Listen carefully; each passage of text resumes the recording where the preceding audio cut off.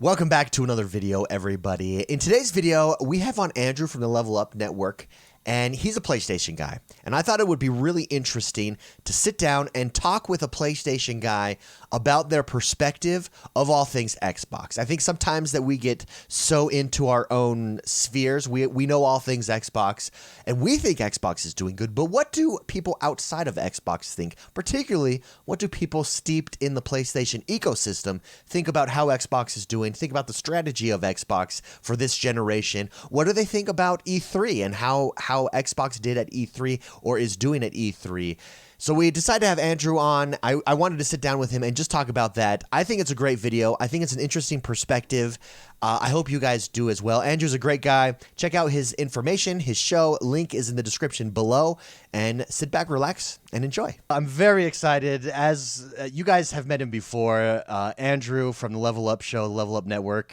Is it? I remember the old one was Level Up Network. Has it changed to the Level Up show? We've always been the Level Up Network as far as like the network of shows that we do. The one thing that we did recently is we rebooted our gaming talk show from the Level Up show to Next Level Gamescast because we did go to from a weekly format to now a monthly format, and we changed some things. So we decided after 7 years and 300 episodes to finally reboot and try something new. So now we're Next Level Gamescast. There we go. I'm really excited to have Andrew on. He does a PlayStation show primarily. He's a PlayStation guy, and I thought it would be good for us to just get together and talk. And I really want to just get your perspective on Xbox, especially this generation of Xbox. I feel like last generation has passed us. We saw, Xbox really stumbled out of the gate and just was never really able to catch up. This generation, I feel like, is a little bit more interesting because Xbox is just going in a completely different direction. Yeah. And a much more aggressive direction, I feel like, too. Oh, yeah, for sure. Yeah. Without a doubt, yeah. And so it's really interesting. So I thought it'd be interesting to get your perspective as primarily a PlayStation guy. So let's just start with Xbox E3. PlayStation wasn't at E3 this year, but Xbox, so Xbox kind of had it to itself. Nintendo was there, but for whatever reason, Nintendo is always seen as ancillary, yet they're crushing everyone. So I don't know why they're seen as ancillary. They're in their own road. They're down their path. They're doing amazing, absolutely amazing. I watched their show as well. I thought it was solid. I enjoyed a lot of it. I wish we got a little more Zelda, but in the same way, I'm going to say the same thing about Xbox and some of the things I wish we had more of there. But really, this E3 overall, I thought it was a little bit of a lackluster year, but understandably so, right? Because we're all recovering from COVID. Us and the studios are trying to catch up, and you could really feel it this year. But going into E3, I was like, Xbox is going to be the one that shows they're not going to let this phase them. They're not going to let COVID get the best of them because they've had so much in the works for so many years. Since Phil Spencer really started with his acquisitions and just his mentality, right? Of we're going to build up first party, we're going to build new studios, and we're going to bring in studios to really build out this roster. And I'd say it was like 2018 or so when that really got going, even though he's been around obviously for decades now. I think him and Nadella together was when it was like, once he I think told Spencer, like, I believe in your vision. And obviously I'm just speculating on what's going on behind the scenes, but I feel like it's like, I believe in your vision, like, go for it. And then now we're seeing so many aggressive moves for Phil Spencer and for Xbox as a whole. Yeah, no, absolutely. So with the Xbox E3 presentation as a whole, it was what, an hour and a half? About that. Let's start with the positive. Not even positive. What stood out to you the most? Like, what is the Xbox E3 summation standout moment for you? I was a huge fan of Forza, and that's weird for me because I'm not a racing guy. I was just blown away by that. I was absolutely blown away by how that looked visually. I watched it. Here's the thing. I didn't watch it live. I watched it as a recording that night because I was watching my girls during the day. So I told everybody on my community, I was like, do not at me, do not direct message me. Don't tell me anything that happened during Xbox or Square Enix today. I want to react to this as if it was a live thing. So the good thing for me is I got to watch it in 4K, like really nice quality for the first time. And that last 20 minutes, maybe not 20 minutes, probably like more like 15 minutes or so for Forza, was like, holy crap, this is unbelievable looking. And on top of that too, I just think all the systems they're putting in place uh, socially. It's above and beyond anybody else is doing in the racing genre. And, as a PlayStation guy, we obviously have Gran Turismo on our end, but they, in my opinion, have fallen so far behind Forza at this point. And that doesn't even take into account that there's two different Forzas. You got Motorsport and you got Horizon, and they're killing it with both of them. I think especially Horizon is killing it. So I was so impressed by that. I was really into some of the indie stuff, actually. I found myself in multiple points kind of getting a little bit overburdened by like how much they were throwing at us. It was like game. And that's just kind of the Xbox thing. It is like, and I think that can be taken as a positive for sure. For me, it's like a little bit too much sometimes, where I wish they would change the pacing a little bit to allow the devs to talk or to put something into context a little bit, where it's like, okay, let's have Tim Schafer talk a little bit before Psychonauts on screen, even if it's just 30 seconds. Like, let's slow it down for a second and give the developer a moment to speak. So I would have liked that. But in the middle of all that barrage of games, like 30 plus games, those standouts indie wise were Somerville and Replaced. Both of those, like from the moment like the piano keys struck for Somerville, I was like, oh my God, this looks fantastic. I was like, this looks like Inside.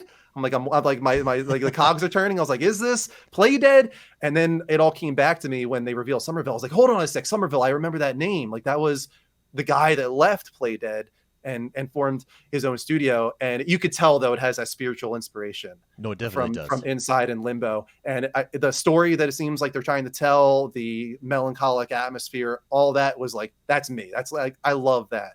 Anything that can get me emotional, gut punch me, make me cry, especially if you can get that level out of me, that's the best. So Somerville did that for sure. And then Replaced reminded me of The Last Night, which was another game that was revealed by Xbox, I want to say several years ago. Unfortunately went through a bunch of controversy because of the lead. It's kind of just one guy behind that game. I think his name is Tim Surratt. There's been a lot of controversy surrounding him and sort of his ideals. So that I think went silent for whatever reason. So when this was revealed, I think a lot of people were like, ooh, is this The Last Night? Maybe like renamed? Because it had that cool pixel art depth to it. Yeah, futuristic bokeh effect as well with the right, foreground. exactly. Yeah, it's like a 2D HD kind of thing exactly. going on, similar to what Octopath Traveler did and a lot of the 2D HD remakes right now. But this one goes like even further with it in how stylized it looks. I was very impressed by that game for sure.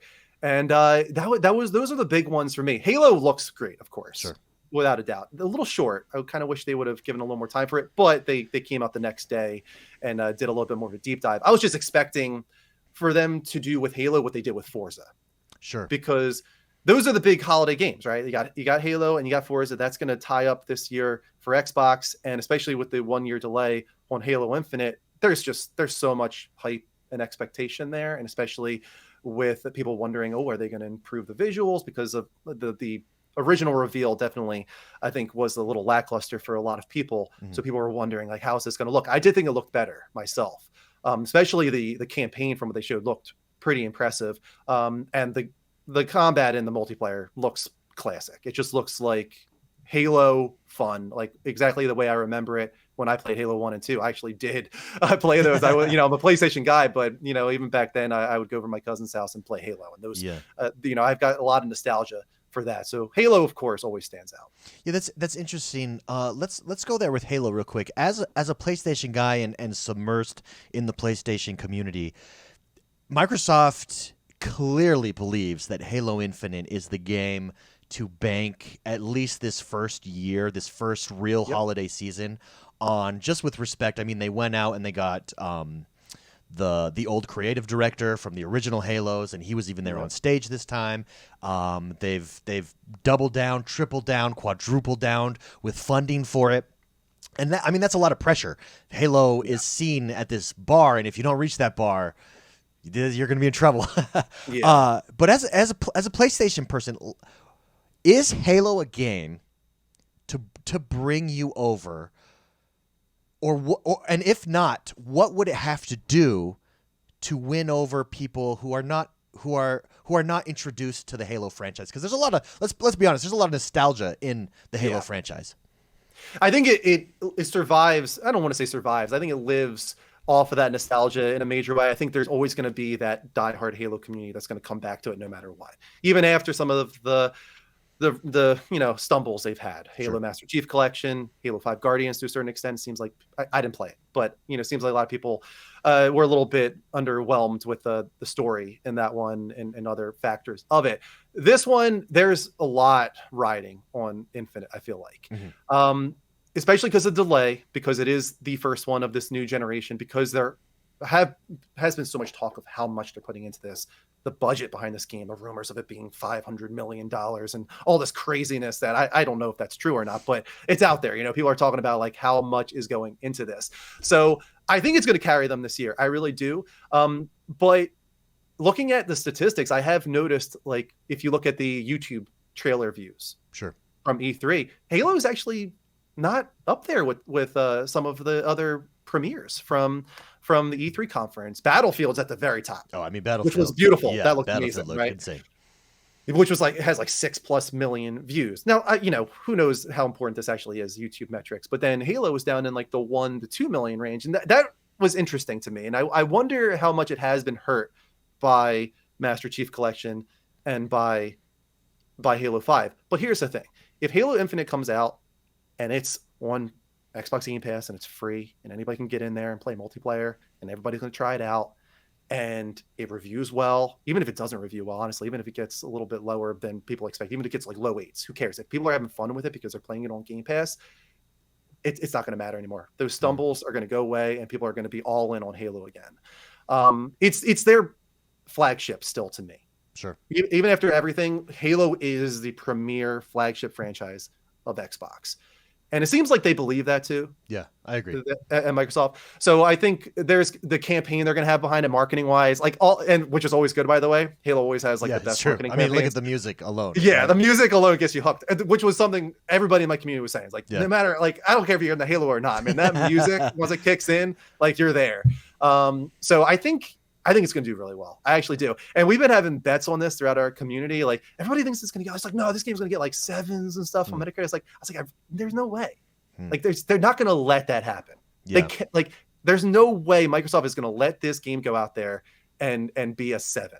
This is going to be like mid 8s, 9s. Like, this game, there's too much riding on it for them to fail, and they know it. Yeah, I agree with you. I don't want that job because the amount of pressure you have. I agree with you.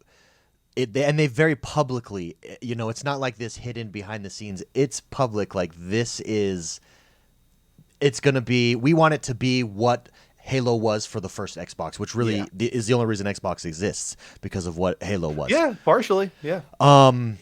What I do think that they're doing smart is free to play for the multiplayer, because regardless of how the campaign is reviewed, Halo multiplayer, with the exception of like 4, which kind of went off the path, is always really solid. It's arena based. And that's something that's pretty unique in a generation where you can come in with crazy loadouts, you can upgrade your loadouts. So to bring back like this arena, I think it's smart. I think it's going to introduce the game to new people, but we'll from a multiplayer perspective, anyways. Yeah. So and then you also we'll have, this will be the first time, I believe it's launching day and date on PC as well, right? Correct. Correct. So yes. you're going to have that entire PC audience, and a lot of my community will be able to play it that way. Even if they only have a PlayStation, they're going to be able to play it on PC Game Pass, I assume. So really the pool of people that they can reach with Halo Infinite is so much larger than they've ever had before. Yeah, and do you think that Halo is a game that can pull people into Xbox? Like, as a PlayStation guy?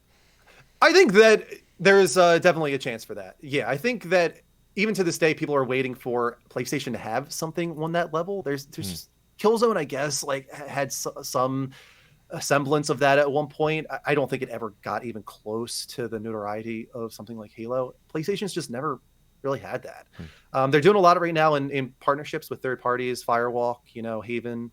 They just announced Deviation. The guys, Jason Blundell, who worked on Black Ops campaign and all that. So I think PlayStation is making some moves there, trying to get into that first person shooter exclusive space a little bit more, but they haven't yet. They really haven't. So I think that's the issue they have, is you're gonna run that risk of a lot of the PlayStation guys seeing how great Halo is and seeing all their friends playing Halo. Everybody's gonna be playing Halo, and they're gonna feel that itch to jump over there and play. Yeah. What is your number one criticism of the Xbox E3 conference? It's tough because so much hype was there. For me, I got too hyped up. I really did. My expectations were so much higher than they should have been.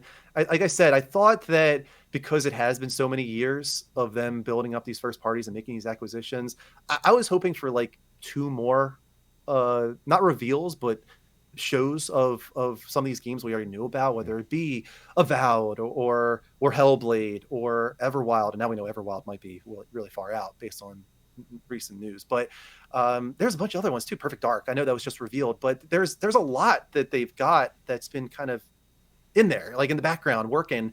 And I was expecting a little bit more of that from the show. We did get, of course, Redfall at the very end, which was a great reveal. And you did have Avalanche announcing Collateral, I think it was called, but it was such a short little teaser. Contraband. Sorry, yes. Contraband. It was such a short little teaser that I almost forget even the vibe of that trailer, what they were going for. It just kind of came and went so fast. And I think that's my problem with Xbox conferences in general. You might have heard it during my reaction. Like, it was such an Xbox conference. And I don't mean that in that it's Xbox games. There's a feel, there's like a vibe to an Xbox conference, a very different vibe than PlayStation does with their shows. PlayStation usually tries to tighten it up to like 10 maybe games, 15 maybe at most, and they kind of pace things out. They slow things down. They give you a moment to get invested in maybe the story that they're trying to tell, or the atmosphere they're trying to build. They take a moment to kind of tease you with like, which studio is this going to be? Okay, now that we know the studio because the name popped up on screen, like what are they going to be working on? Like how are they going to differentiate themselves from what they did before? They have this great way of building up to something in the PlayStation conferences. That's from my perspective, obviously. With Xbox, and this can be seen as a positive, I think, for a lot of people, game. And a lot of short, like little things, like 30 seconds, 45 seconds, 1 minute, to the point where a lot of it gets lost for me. When you go on YouTube afterwards and you look at the playlist, you're like, holy crap, they announced a lot of stuff. This is amazing. All this is on Game Pass. Holy crap, this is amazing. But when you're watching the show, I'm just analyzing this from like a presentational perspective. A lot of it gets lost for me. I check out here and there. I lose interest, and then there will be things like replace. Where it's like, oh, hold on a sec, and then I'm back in. But I feel like they do a disservice to some of those smaller games when they don't put them into context, especially those small ones. I think they need to like take a moment, maybe let the developer, if it's like three guys, let them talk for a moment, or something, just like slow it down a little bit. I think it was already a 1.5 hour show, but if it was 1 hour and 45 minutes, I don't think people would have had a problem with that if they spaced out a little bit of context and breather room in there to allow some people to speak. Sure. I think that's absolutely a fair criticism. But what Sony does so well, and I'll use the example of the God of War reveal. Oh yeah, my God. when you had the boy and they go through like that first going down the snow, and it's just so iconic, and the feel of it. Sony is really good at doing nuanced story reveals. For me, I don't think that presentation will ever be matched. That was 2016, I want to say, and it was the first time they've ever used a live orchestra.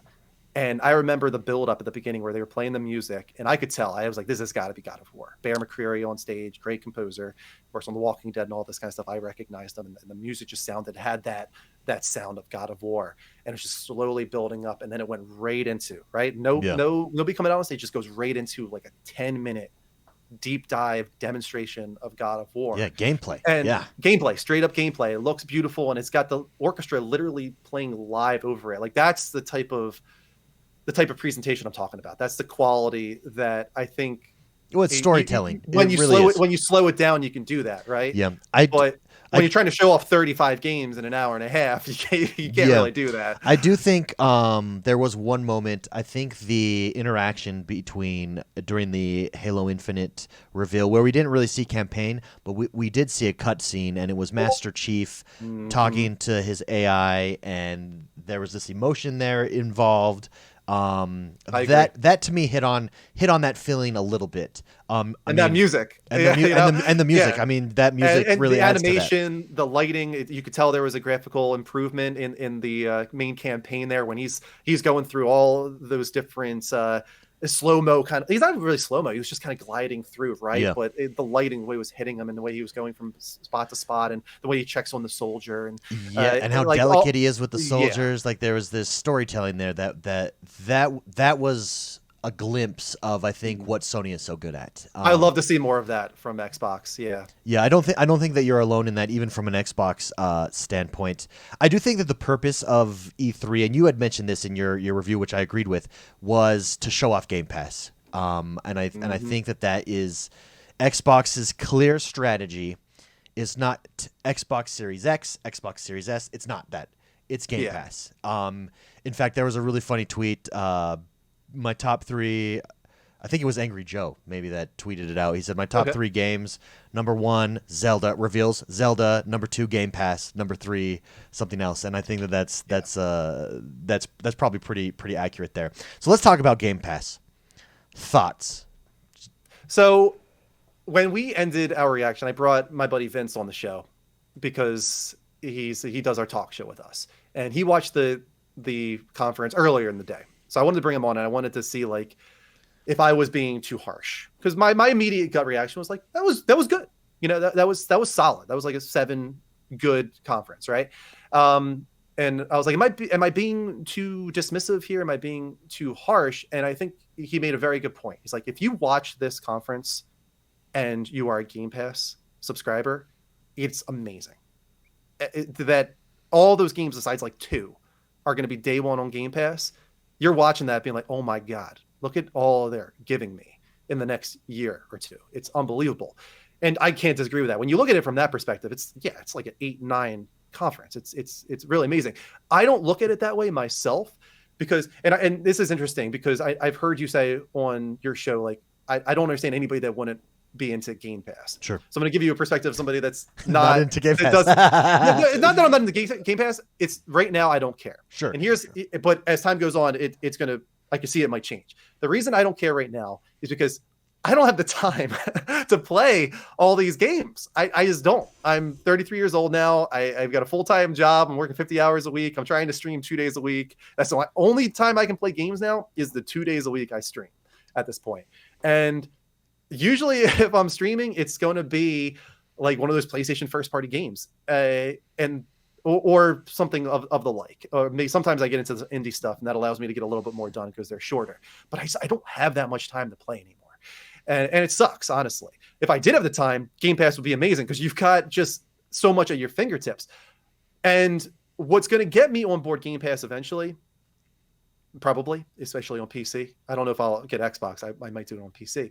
Is if they keep going outside of Xbox first party and they just keep picking up partnerships like Plague Tale, which I'm so excited for, by the way. I should have brought that up. Plague Tale, I thought, was one of the big surprises of that year. That reveal was so good. It looks unbelievable, the visuals. That being day one on Game Pass, even though there's no acquisition there, they don't, there might be in the future, but they don't own Asobo. They went out and they made a partnership with Asobo to get that game on Day Pass day one. If they keep doing things like that, and it adds up to the point where these are the games I was planning on playing anyway, and I only have to spend $180 a year on Game Pass, I can save some money. That's when I'm going to get on board. And they're gradually moving more and more towards that. If they keep going down the trajectory of like, I'm just going to get some of these games like 3 months down the line, this one's going to come in, it's going to go. You might see me subscribe for a month here or there, but you're not going to see me be like a long-term subscriber of Game Pass. It's gonna have to wait until it's that point where, which it's getting there, where they're getting everything. You know. Do you you say it's getting there? Do you think that it does get there? I think it's going to be interesting because I wonder what their game plan is. If we talk about the Netflix model, right? They're trying to become the Netflix of gaming. Everybody keeps talking about that, right? I don't know if they've said that. I don't think they probably have. No, they've not said that. Yeah. But everybody keeps, it's going to be the Netflix of gaming. Well, if you look at the way Netflix went, they started off with anything being on Netflix, right? Mhm. Everything was there. All the shows you loved, Friends, Lost, everything was there. Look at Netflix now. They don't have any of that anymore. They're losing it all the time. But what they do have is everything's exclusive anymore. Everything's a Netflix show. I'm like, that's like, how many Netflix shows are there now? How many Netflix movies are there? I can't keep up with it. There's exclusives all over the place. So they've gone that direction instead of just trying to pick up, let's call it the third party stuff. Sure. So I almost wonder if as Game Pass grows and they can continue to invest more and more and more and probably losing money right now. I don't know if you agree with that, but I would imagine right now they are allowing themselves to be at a loss with Game Pass in the same way Netflix has been for like 10 years. Sure. I don't think Xbox is going to take that long to start making profit, but I think they're in that same spot right now where we'll take a loss. Okay, we're going to put out as much money as we can right now to bring in these third parties. And then once we got everybody on board, we'll stop doing that as much. And you'll be in Game Pass for the exclusives. You'll be in there for our 25, by that point, maybe 30 first party studios. All those exclusives alone will be enough to keep you in Game Pass. So I do think that you'll see less of the partnerships of, hey, let's get this third party on there day one, because I don't think they're going to need that eventually. Once they've got all of their studios running at like a fast clip, and they've got probably a game every month or two coming from their first party. Like I could see that happening. Honestly, they're acquiring so many studios that it's going to get to that point where they've got like a game every couple months that is exclusive. That's all they're going to need to get you on Game Pass. Yeah. Phil Spencer, I think, has said the goal is to have one a month dropping exclusive. So that's interesting. It's going to happen eventually. Game Pass for PC. I think a lot of people are in your mindset, and even Xbox people. I mean, I have a gaming PC. I have a really decent, expensive gaming PC. If I didn't have a Series X, for the convenience of just being able to fire it up, I could play Xbox games. I could have the achievements. I could have the parties. I could chat with my friends. I don't miss a beat on Game Pass for PC. The struggle I see on Game Pass for PC is Steam, in that even though I'll give you a prime example, Football Manager. By Sports Interactive, it's like a management game of soccer, a soccer league. It is on Game Pass for PC. I also own it on Steam. Okay. When I think of PC, I go to my Steam library. It's become synonymous with it. I think they've got to break that barrier in order to really grab the PC market, because right now Game Pass PC isn't seen as Steam. Who is putting up that barrier, you think? Is it Microsoft or is it Steam? I think it's a mindset. I think Steam has cornered the market. I mean, look at Epic Games. Epic Games has a great launcher and is a great is a pretty decent third party place to purchase games. Right. But Steam is still where my library is, and that's just that they've just had that for so long. That would be just a megaton if Microsoft were able to find some way to partner with Steam and incorporate the libraries in some. That would be huge. I'm not sure that they will, but they've got to compete with Steam, and I think that's what brings Game Pass and Epic to who knows. True. I mean, and PlayStation seems to be investing in Epic, not necessarily in Epic Game Store. They might be investing in Epic just for their engines, and honestly, they might be investing in them for what they do for movies and television as well. I mean, Mandalorian used Epic; they used Unreal Engine, so. Who knows where PlayStation's mindset is in that regard? But at this point, I think it's $400 million or more that they've invested into Epic. So there's something going on there, and it makes me wonder if, for instance, for Fumito Ueda's game, if you guys don't know, Team Ico worked on Last Guardian, Ico, Shadow of the Colossus. Their next game is no longer PlayStation exclusive; they partner with Epic Game Store. But I almost wonder if the relationship that Sony is starting to have with Epic would allow them to do a day and date thing where it's a PlayStation and Epic Game Store. Things like that, I wonder if are going on in the background between the two of them. Whereas Microsoft, might go the opposite direction. Maybe they go after Steam. Maybe they do something different. Yeah, it's interesting. It's going to be is Game Pass a winning strategy for this next generation, or is it a pipe dream? It's not a pipe dream. It's not going anywhere at this point. I think by the end of this generation, I think Game Pass is going to have 50 million subscribers. I really wouldn't be surprised if they get up close to 50 million subscribers. I know they probably won't even more than that. But let's say this generation runs for 7 years. I really think that that's a possibility. If they get up towards those numbers, then oh man, they're golden. Like they can do exactly what I said. They don't have to do any third party partnerships. They can just rely on their exclusives being on there if they have that type of commitment at that point. I think the question is, when does the other foot drop as far as the price of this thing going up? And I do wonder when it starts to go up, like what is the threshold where people start to, even if it is still a great value, and it's going to be, if it goes up to 20, if it goes up to 25, some people just don't look at the value. They don't analyze it in that way. Or I'm getting this many games though. They're just going to say, oh, went up to $10. I'm out. I do wonder how many people drop off as we get up higher and higher. And, if they're able to hit that $50 million or 50 million subscribers, if it does go up to 25, do you see it going up in price? Not right now. I know Xbox and not anytime soon if it ever does. I know Xbox has talked a lot about the statistics that they see with Game Pass, and producers just in that, like, because they can see obviously an individual gamer's play habits before they're on Game Pass and then after they're on Game Pass, especially with the last generation. And a few weeks ago they mentioned, and I might have these numbers mixed up, but it's basically this. I'm summarizing here, but they mentioned that they're seeing that people are playing 30% more game time in 40% more genres. So they're experiencing more genres, and outside of Game Pass, they're spending 40% more money on games. Yeah. Which is a really interesting, because you wouldn't think that. Like the knee-jerk reaction would be like, well, I have Game Pass, I don't need to spend money on games. But when I look back anecdotally at my own purchasing habits, because I am on Game Pass, I'll give you a prime example. When MLB The Show was coming, it originally wasn't on Game Pass. It was coming over. I was super stoked for it. I was planning to purchase it because, I have Game Pass. When a game comes out that's not on Game Pass, I have, like, in my mind, I have this disposable income that is freed up that I can pay. So it is interesting. So I do think that those statistics are correct, just anecdotally speaking, in my own experience.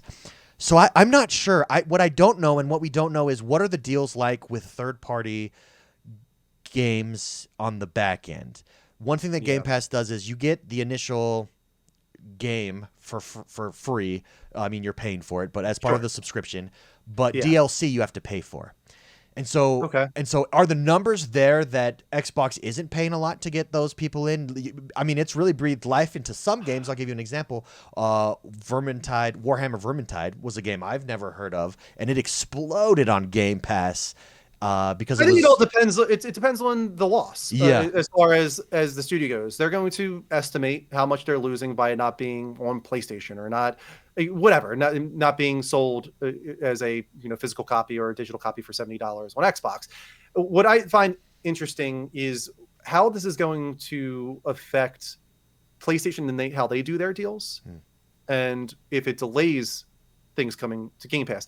I've talked about this on the show that I almost wonder if we're going to see more and more of PlayStation going after timed exclusivity, and then after that, it comes to Game Pass, and it's almost like it's like a 2 paydays for the studio, right? They can get 2 great paydays with their game by doing that. So let's talk about Final Fantasy VII Remake, for example. Sure, it's going to sell. Everybody knows it's going to sell 80+% on PlayStation, right? So PlayStation doesn't have to spend as much money to get it exclusive. That's, I would assume, the way it works. If it were to be them trying to get something that's strongly associated with Xbox, they're going to have to put more out to get that. But something like they're going after franchises that are already associated with PlayStation, so they don't have to pay as much.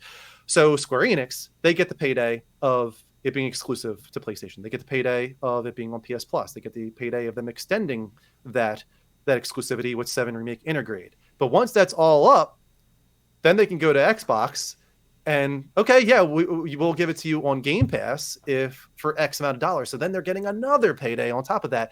And if you see more and more of people waiting to buy their games on Xbox, I noticed that one thing that really surprised me recently was the Resident Evil 8 numbers in the UK. I was shocked that 80% was PS5 and PS4, with 50% being PS5.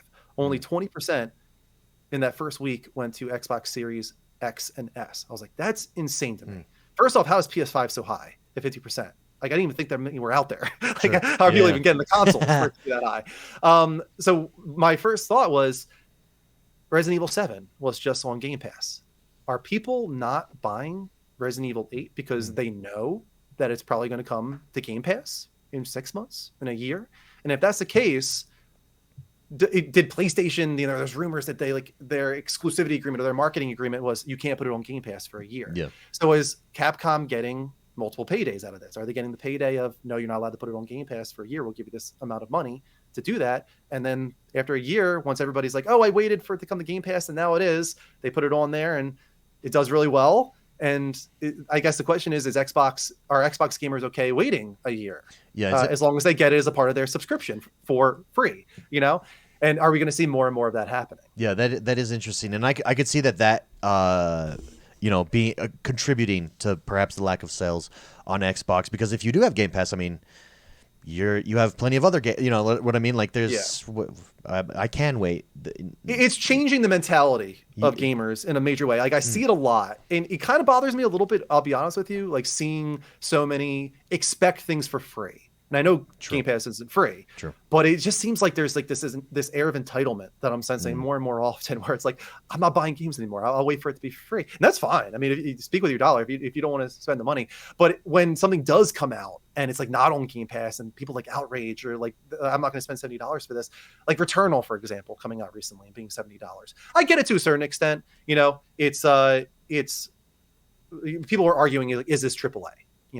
Because it's Housemarque and they do arcade games for a long time. I played Returnal. I got 25 hours out of it. I loved it. I was totally fine spending $70 on it. But I think that you wouldn't have had such a backlash if Sony didn't raise game prices from 60 to 70, but also if you didn't have the Game Pass mentality that has been spreading throughout gaming culture, where people expect things for less. Having said that, according to Xbox's own numbers, people are spending more money on games outside of Game Pass. And I wonder that's because of the discounts, because you don't just get games for free, you also get, instead of it being 60, you don't just get it for like 50 before it leaves, you can purchase it.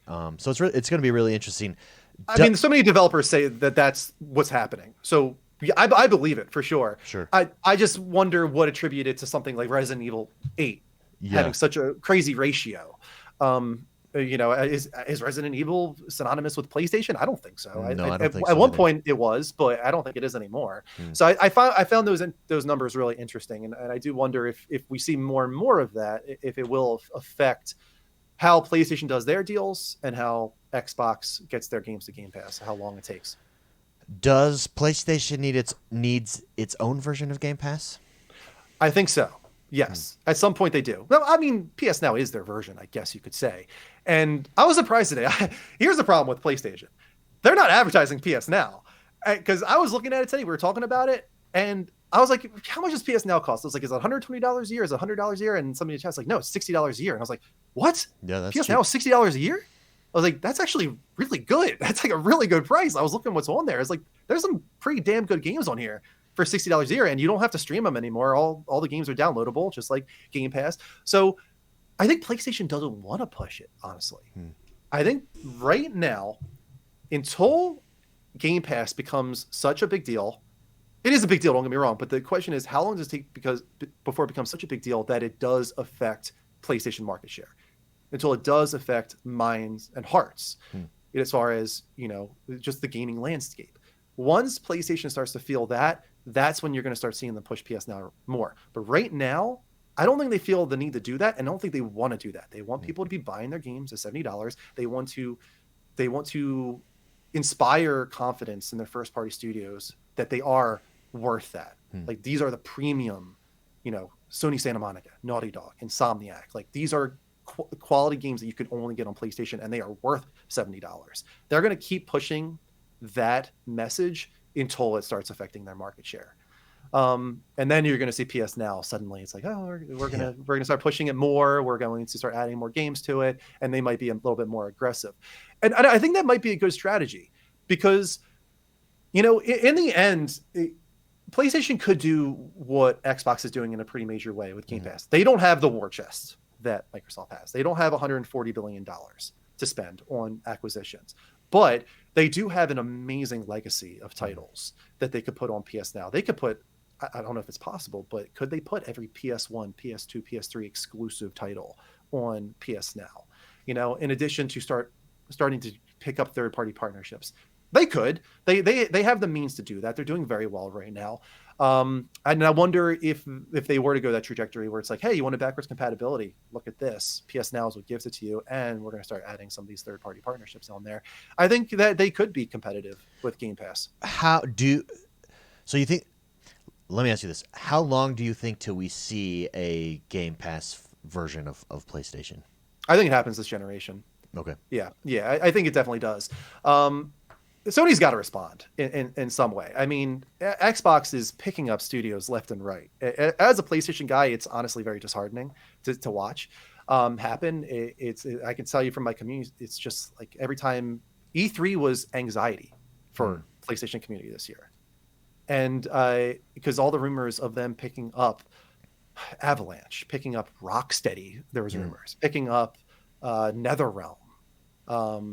Just so many rumors of acquisitions. I went into E3 and I was like, I don't know if I'm going to be able to enjoy this. I'm going to be waiting the entire show for Phil Spencer to come out and talk about games that I can no longer play. And there's nothing wrong with that. Like they're doing what they need to do to bolster Game Pass. I understand why they're doing it. I totally get it. But as a PlayStation guy, it's like, oh man, this is like every time I hear it, it's a gut punch. So when the one thing that I wanted a spoiler on, like I said, I wanted to go into the Xbox conference without spoilers, but the one thing I messaged Vince on, I was like, just tell me one thing. I'm going to ask you one question. Just give me the number, nothing more. How many acquisitions? And he says 0. And I was like, thank you. I can go to this conference now. My conference. Honestly, yeah. Honestly, that was the thing. I could sit back and I could be like, there's not going to be any acquisitions. There might be some third-party partnerships like a Sobo or something like that, but I don't have to worry about losing access to all of these games. You know what I mean? It's an interesting future. It's a little bit of a scary future for me, honestly, because I think if they continue going after publishers, like if they were to go after like a Capcom or a Square Enix or something like that, it is really getting to that point where it's imbalanced to a certain point where I think it's actually no longer competitive. I think it's funny when people treat Xbox as the underdog. I understand they don't have the market share that PlayStation has, but they also are like the biggest company in the world, maybe number 2. Yeah. You know, and they have so much to play with there, and they're now at 25 studios. PlayStation has 13. They're almost double the amount of studios that PlayStation has, and it doesn't seem like they're slowing down. They're going to keep acquiring studios. So I wonder, how can PlayStation even respond to that? Can they respond to that? I'm not sure that they can. I think they're going to do what they're doing. I think they got a pretty cool strategy in the partnerships that they're creating with Firewalk, Haven, Deviation. They're reaching out to these studios that they think have promise. They're trying to create an IP with that studio that they own. And I think their hope is that if it does well, that studio is then going to feel like they want to stay. Yeah. Even if it's not as an acquisition, it's like, no, I want to stay on this IP. I want to keep working with PlayStation. We have a good relationship, and they don't have to acquire them. There's just a second party relationship that bloomed out of that. And but in the end, money talks. And if Xbox goes the Deviation, and you know that there's always a number, right, that they could throw at them and pick them up. And I do wonder, like, when does that end? When does Xbox have enough studios that they feel like, okay, Game Pass can run, as I talked about earlier, with these 30 studios. Yeah. We can get a game out every single month from now on, and Game Pass is good to go. I wonder if there is a point where they stop. I think this is a good segue. What are your thoughts on let's go back in time a little bit. What was your initial reaction as a PlayStation guy to the ZeniMax Bethesda purchase? My immediate reaction was, oh no. It was like, because I felt for the community more than myself. I'll be completely honest with you. I'm not a big into the ZeniMax games. Sure. Not in the Fallout at all. Elder Scrolls, the one that I got into was actually Oblivion for some reason. I really got into Oblivion. Never got into Skyrim. Starfield, honestly, I'm not that interested in. I think it's because I'm more like a Japanese RPG guy than a Sure. Western RPG guys, and Microsoft is putting like a stranglehold on Western RPGs right now. And for me, it's like, okay, this could be worse. Like these aren't really the games that I typically play, so that's okay. I do like Evil Within. I do like Doom. So those were, some gut punches there to see. I guess my mindset was like, it could be worse, but like, holy crap, that's 8 studios. And suddenly in one day. And my thought was, a lot of people in our community were like putting on blinders, or like, no, they'll still come to PlayStation. Like they can't do that. They can't not put them on PlayStation. And from the very beginning, I was like, guys, like they did not spend $7+ billion to put these games on PlayStation. Yeah. Like you've lost these games. You need an Xbox or you need a PC to play these. And they denied it for a long time. And now obviously they've accepted it. But I from day one, I kind of knew like these are gone now.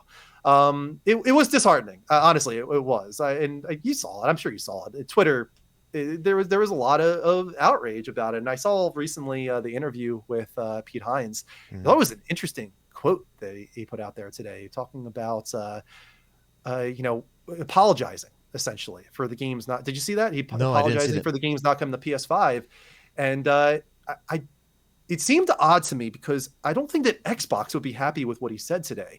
He almost seemed to be implying that he would want the games to come out on PS5. But it was kind of like, but it's out of my control. Like, I'm sorry, but like, I don't have a say in this. Almost like blame the evil Xbox overlords. They want this game exclusive to Xbox. It wasn't my choice.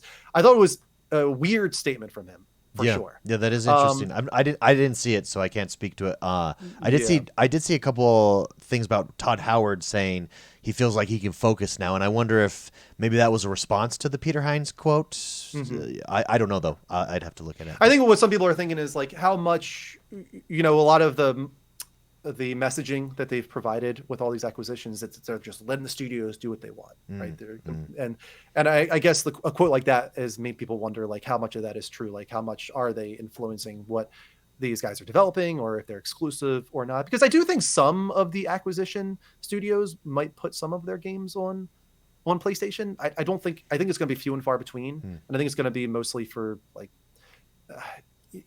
Fallout 76 is obviously going to continue. Elder Scrolls Online is going to continue. I think it's going to be more like that. Those games aren't going to go exclusive to Xbox, but I really think like Evil Within, Doom, I think those are going to be exclusive to Xbox. And here's the thing, like anybody in my community can buy an Xbox. Well, if they can find one, they can buy. Yeah, true. they can buy an Xbox, or they can build a gaming PC. Although that's also ridiculous right now because of how expensive cards are.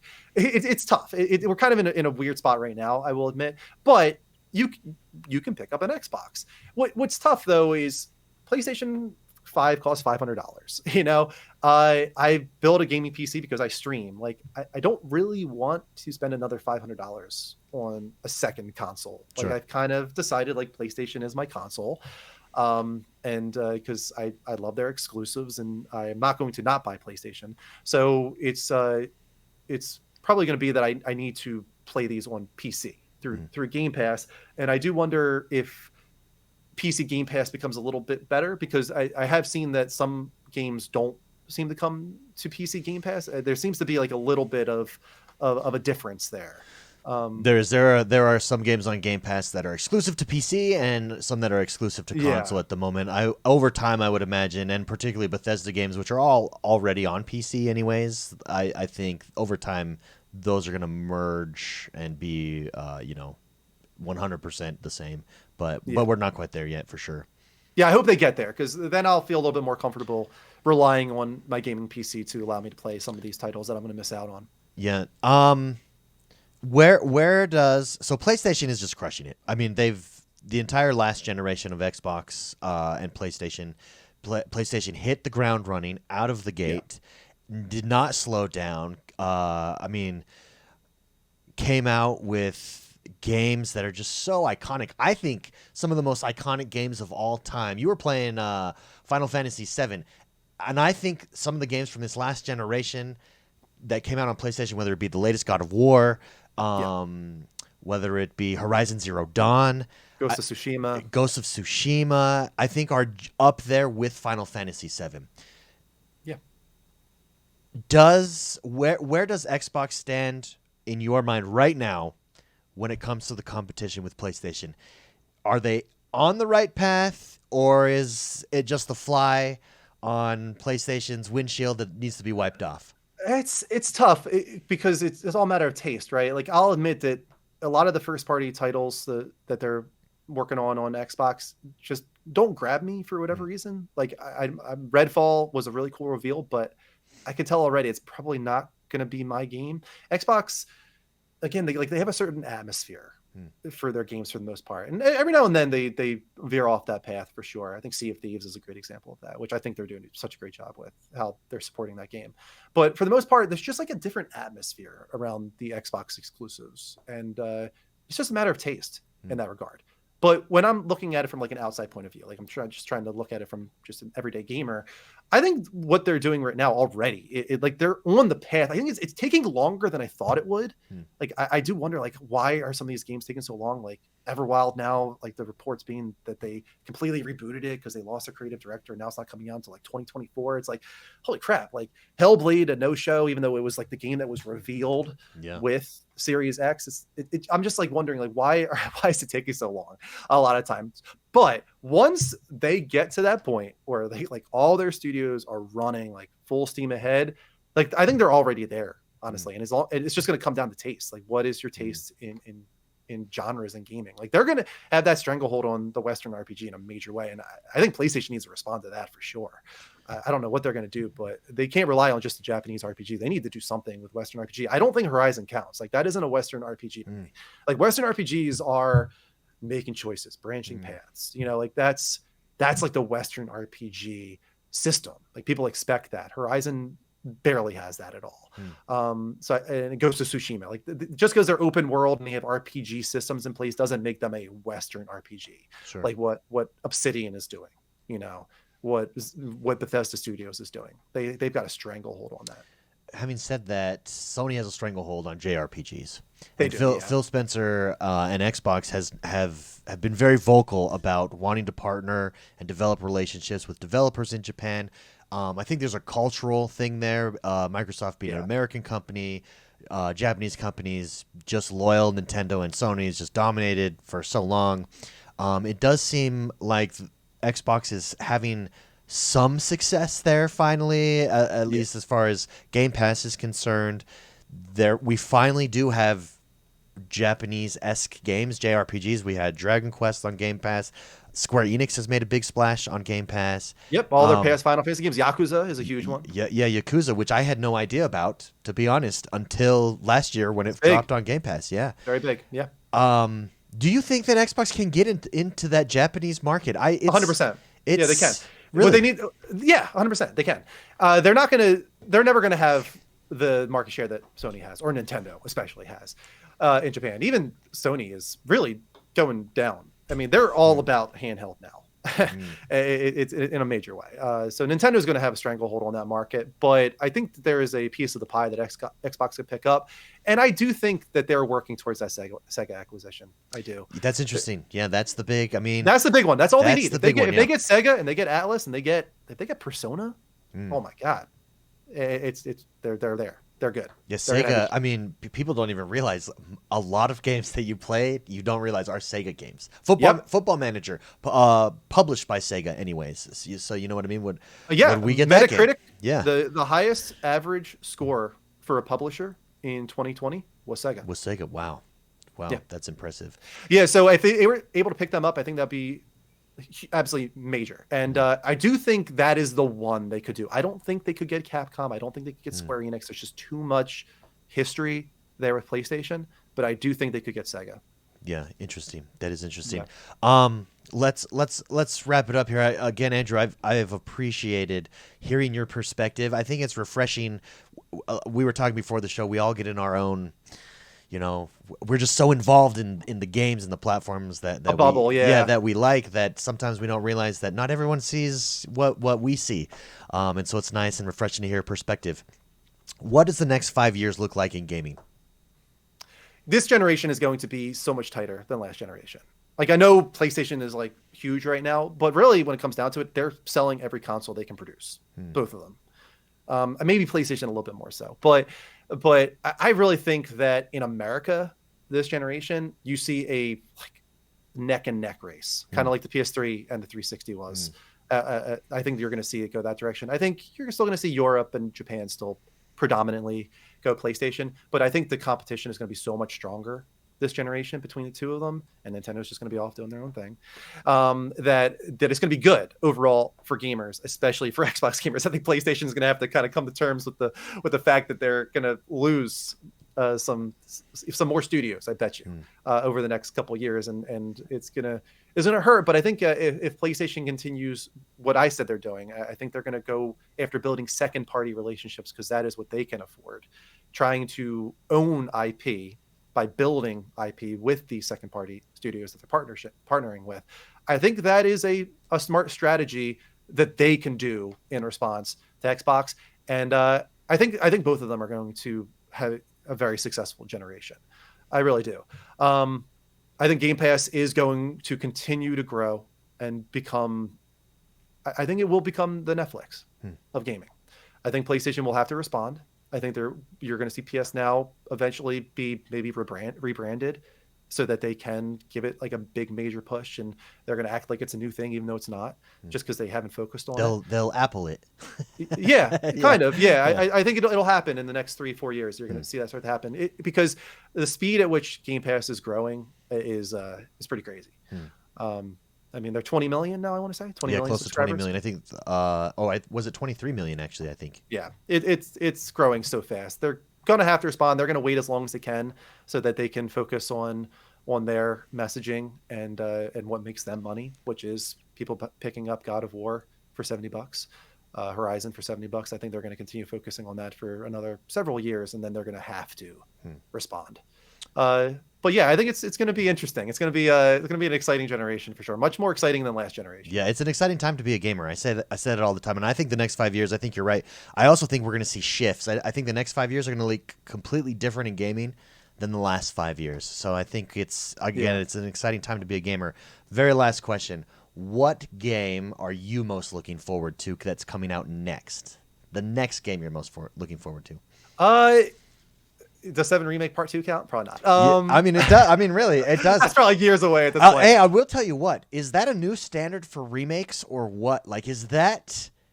It depends on what you're into. A lot of people have a problem with the direction they went, because they are doing sort of a reimagining. Yeah, I think it's so ballsy and cool what they're doing. I love the reimagining. I think it's the remake of a generation.